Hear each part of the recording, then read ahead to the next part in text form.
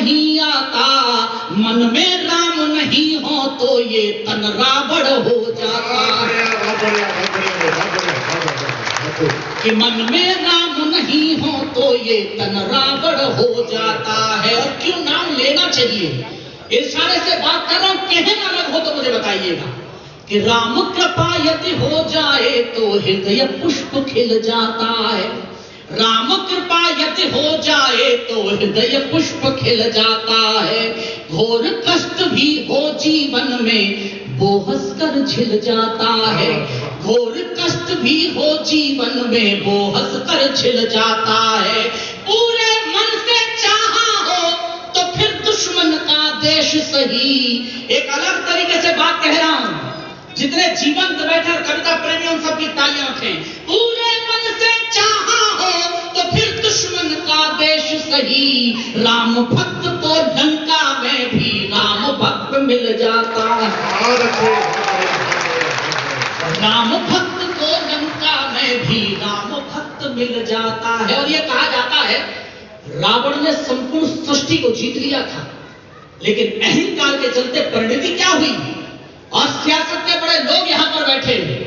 मैं केवल एक बात बोलना चाहता हूं, योगेश्वर कृष्ण का वंशज हूं, मथुरा से आया हूं मैं, लेकिन एक बात बोलता हूं, अहंकार किसी को नहीं पालना चाहिए, क्योंकि सत्ता हमेशा के लिए किसी के खाते में नहीं रहती। रावण ने संपूर्ण सृष्टि जीत ली थी। मैंने तब कहा, बहुत पहले कहा था, अहंकार मत पालिए। और पटना वालों, आपकी भाषा में बोल रहा हूं तो मुझे बताइए हुंकार के साथ, होंगे के बादशाह अपने पद का गुमान सर पर रखें।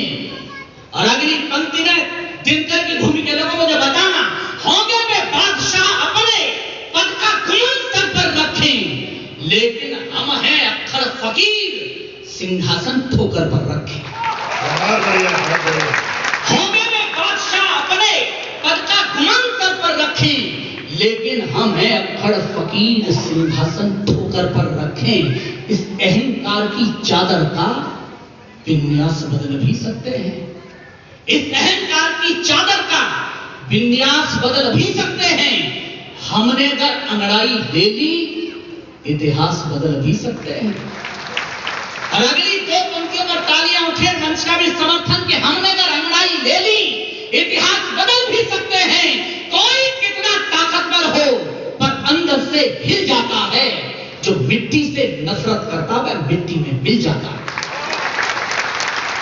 जो मिट्टी से नफरत करता है वह मिट्टी में मिल जाता है। परिणति सुनिएगा क्या है कि पढ़ना रावण के चरित्र को वो भी क्या सिखलाता है। करता जो जैसा जीवन में वो वैसा फल पाता है। करता जो जैसा जीवन में वो वैसा फल पाता है।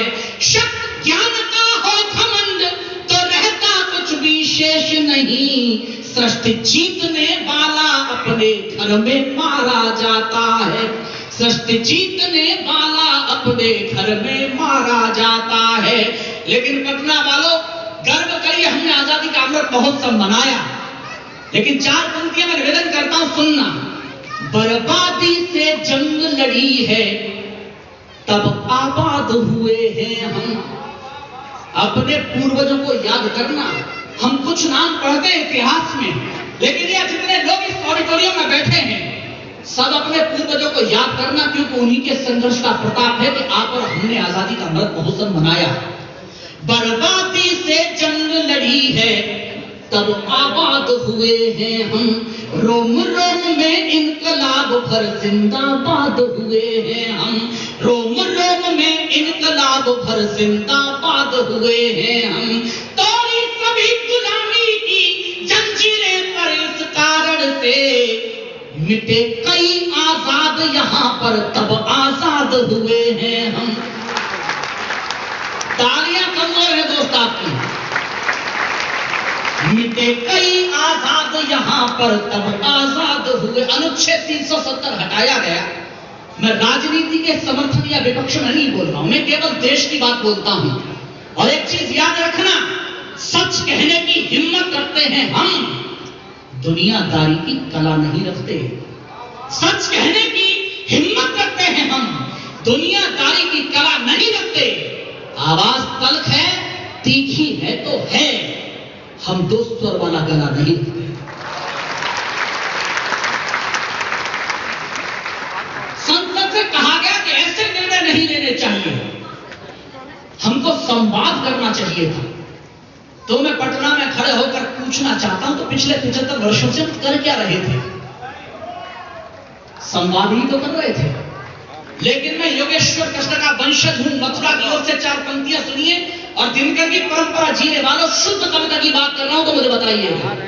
विफल शास्त्र के हो जाने पर शस्त्र जगाना पड़ता है, विफल शास्त्र के हो जाने पर शस्त्र जगाना पड़ता है, यानी शांति दूत को भी फिर युद्ध रचाना पड़ता है, यानी शांति दूत को भी फिर युद्ध रचाना पड़ता है। जब अधर्म हावी हो जाए और धर्म सहमा सहमा। अनुच्छेद 370 हटने के समर्थन में जितने लोग केवल उनकी तालियां देखना चाहता हूं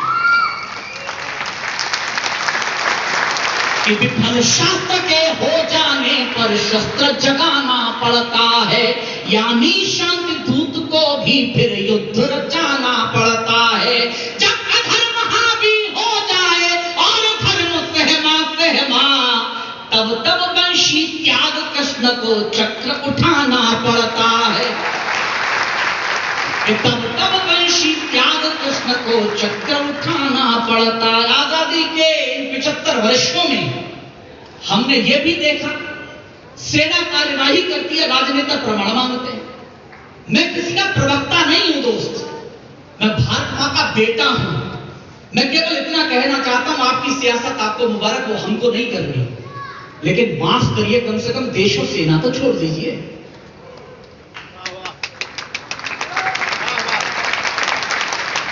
और समर्थन कर सके तो तालियों के साथ मुझे बताना, एक क्षण के लिए महसूस करना। मैं जानता हूं देश की सरहद जब तक खून सर मांगती है, यहां के बेटे बलिदान होने के लिए सबसे पहले खड़े होते हैं। हमें जरा सी सर्दी लगती है, हम गर्मी की तलाश में निकल जाते हैं, जरा सी गर्मी लगती है तो सर्दी की तलाश में निकल जाते हैं। अरे अपने भाइयों, अपने बेटों को कभी याद तो करिए, जो -50 टेम्परेचर में भी और +50 टेम्परेचर में भी हथियार लादकर सरहद पर तैनात हैं, ताकि हम उत्सव मना पाए।